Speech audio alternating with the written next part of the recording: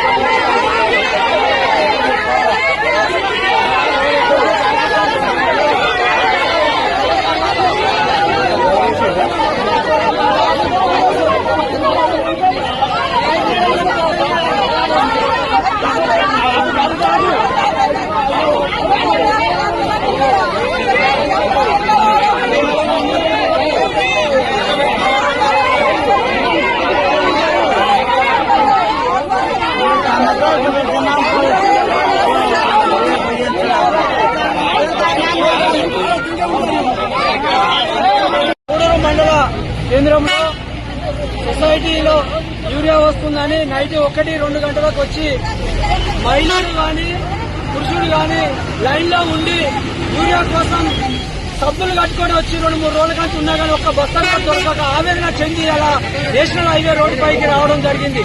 దీనికి కారణం రాష్ట్ర ప్రభుత్వమే వహించాలి. రైతు అదును దాటితే యూరియా వేసినా వేస్ట్. దాన్ని దృష్టిలో పెట్టుకుని రైతాంగాన్ని, రైతుల మీద ప్రేమ ఉంటే రేపటి వరకు గూడూరులో సరిపడా యూరియాను సప్లై చేసి ప్రతి రైతు